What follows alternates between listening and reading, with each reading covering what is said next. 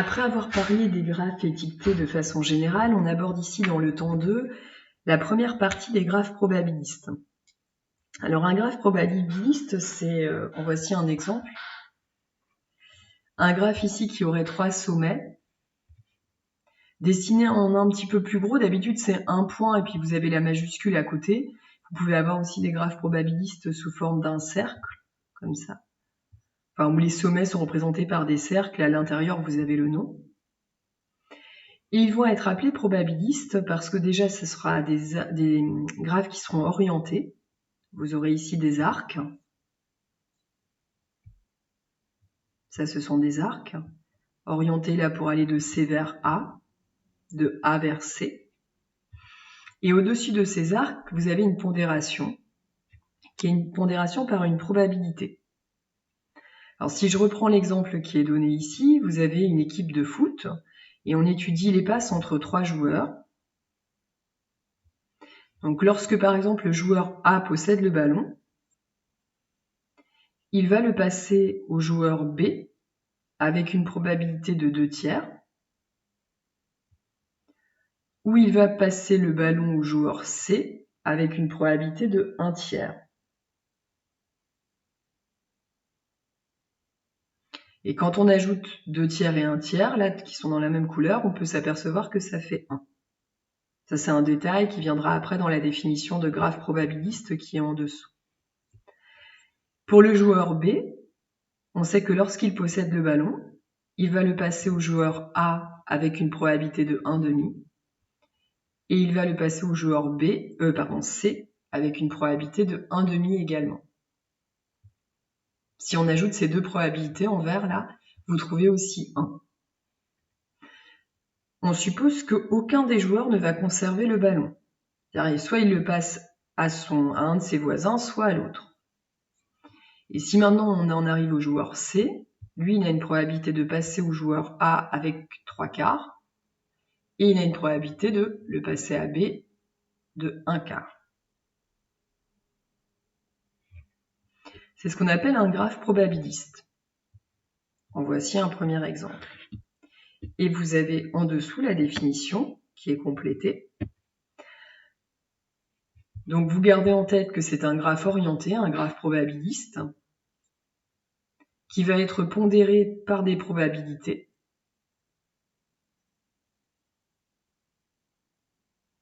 Et possédant une flèche d'un sommet vers un autre, c'est-à-dire un arc qui serait orienté d'un sommet vers un autre.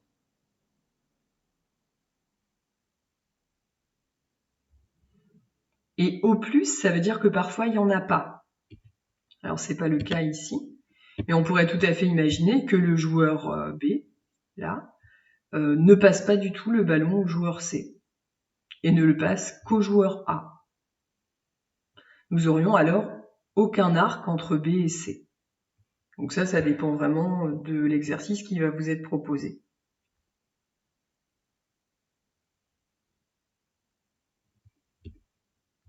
Et ce qu'on peut remarquer, c'est ce que je disais tout à l'heure à l'oral.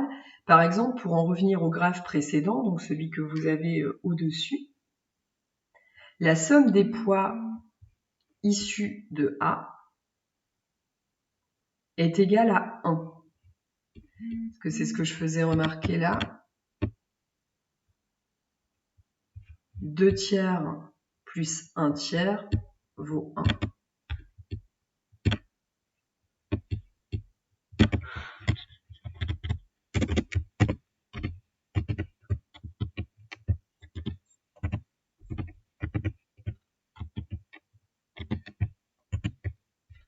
Donc la somme des poids à chaque fois partant d'un même sommet est égale à 1. Le bleu avec le bleu, donc quand on part du sommet C, soit on transmet à A, soit on transmet à B, avec une probabilité de 3/4 et une probabilité de 1/4. Quand on ajoute les deux, on trouve 1. Alors voici d'autres exemples de graphes probabilistes. Celui-là et celui-là. Alors celui-là est connu.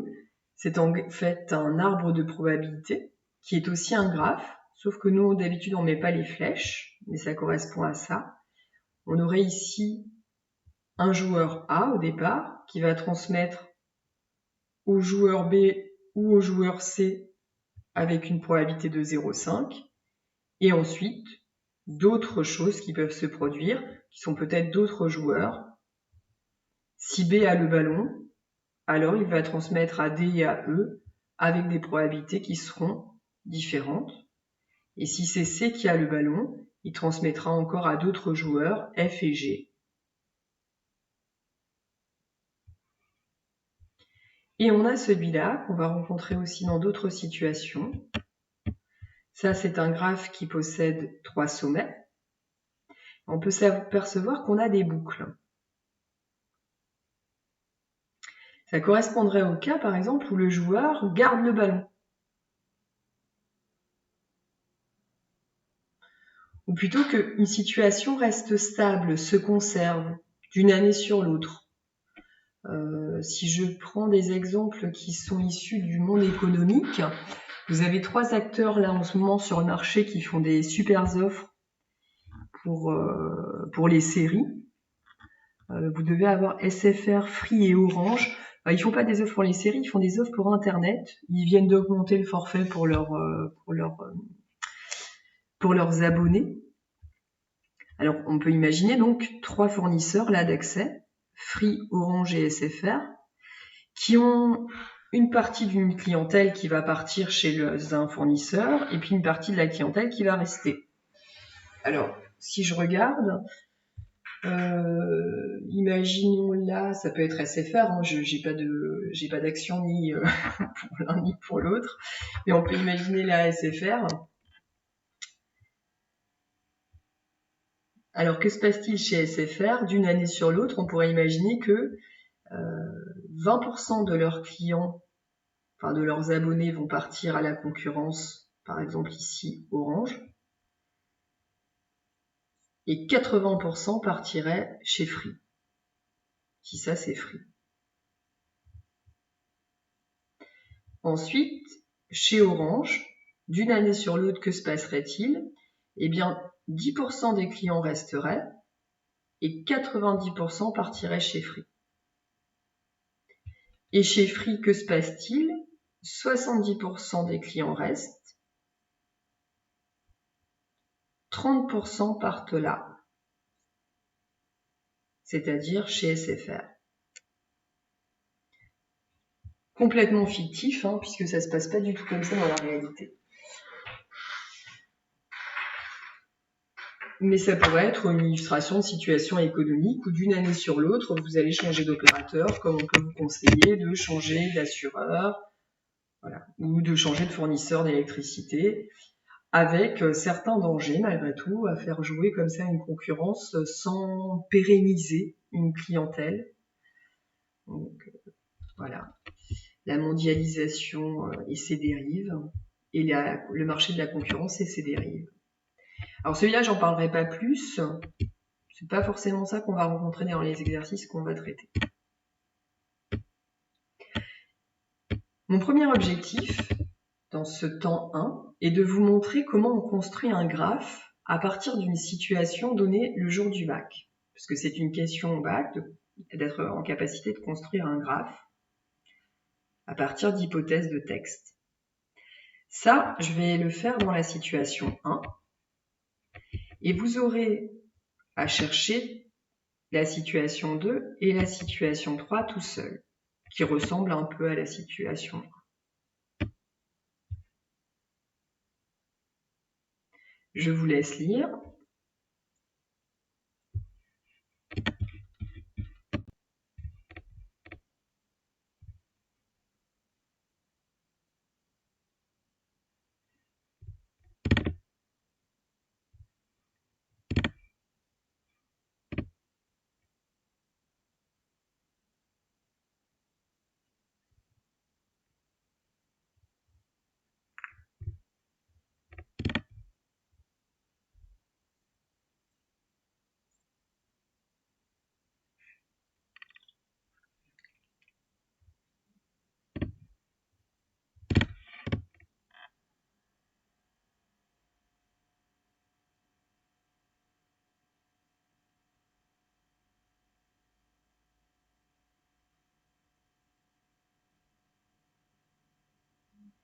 Vous allez ici avoir un graphe qui va posséder deux sommets, A et B,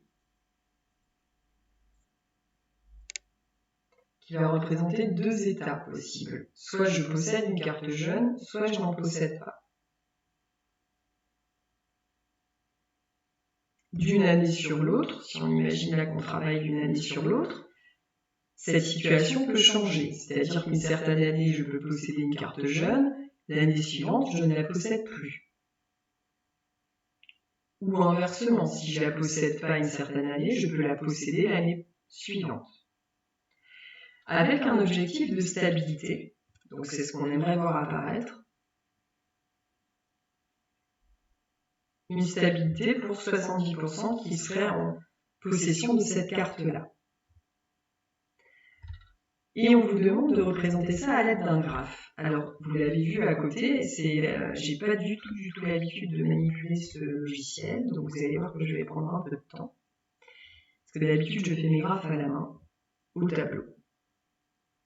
Alors ici, c'est un graphe qui va posséder deux sommets, donc ce que vous pouvez faire là sur votre feuille, c'est deux points, A et B, assez écartés pour qu'on puisse lire proprement les arcs et les probabilités que nous allons mettre au-dessus. Alors je vais regarder ce qui concerne A dans le texte.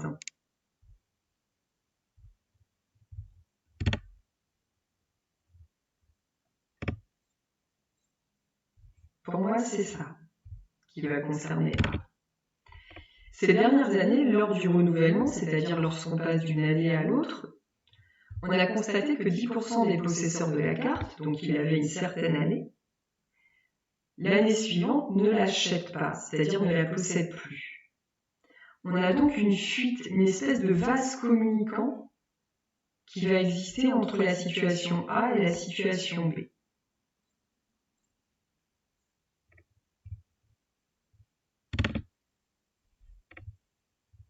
Donc on a là, alors vous allez voir que je suis obligée de faire des choses que vous ne ferez pas, donc il faut attendre que j'ai terminé pour que vous puissiez vous travailler.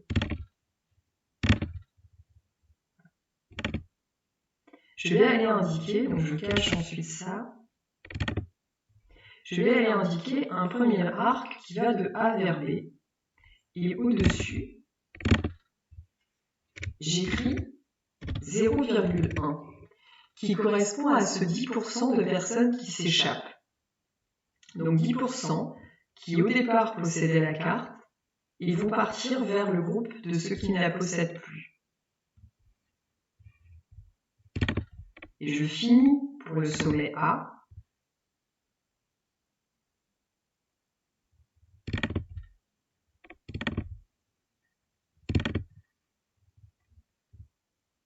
J'aurais pas dû faire. Ouais, comme ça. Donc je finis pour le sommet A parce que si j'ai 10% qui s'échappent, ça veut dire qu'à contrario, j'ai 90% qui vont quand même continuer à la posséder.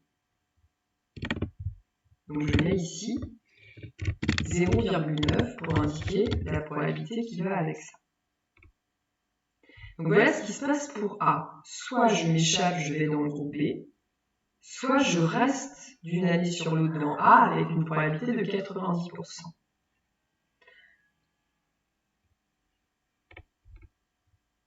Et je continue maintenant en regardant le texte, ce qui concerne B. Dans le même temps, 30% de la population qui ne la possédait pas vont l'acheter. Donc là, pour moi, c'est B.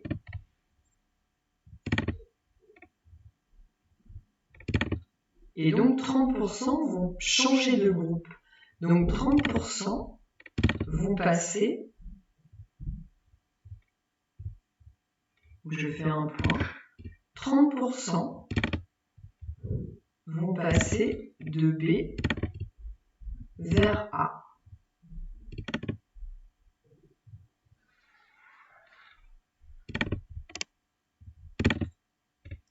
C'est-à-dire 0,3.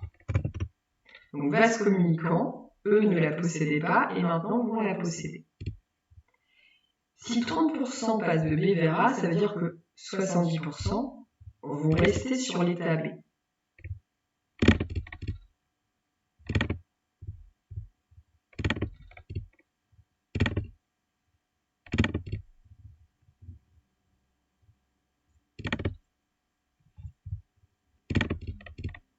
70% reste sur B, je l'indique ici. Je masque des choses qui n'ont pas à apparaître chez vous. Donc des points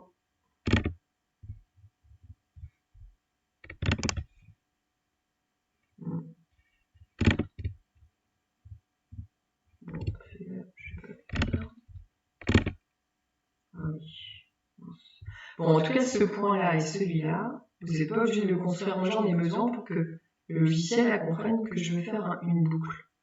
Mais vous, vous n'en avez pas besoin.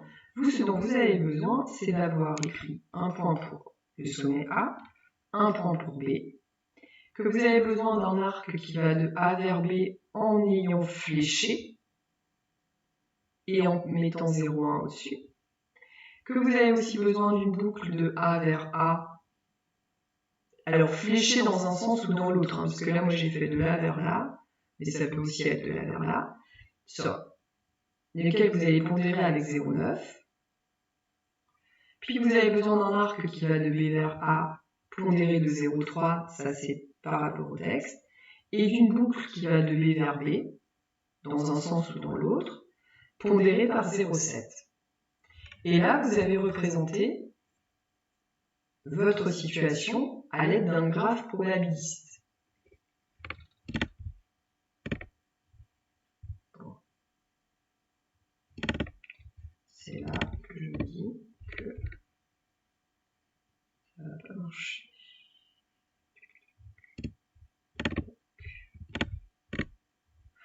Bon, donc en fait, ce qu'il faudrait que je fasse, ce qu'il faut que j'apprenne encore à faire, c'est à sélectionner ça.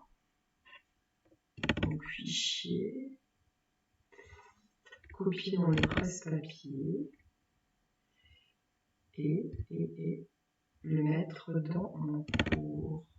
Et vous, de toute façon, voilà. Vous, ça vous donne ça, normalement comme graphe. Et là, je vous ai montré comment on en construit un.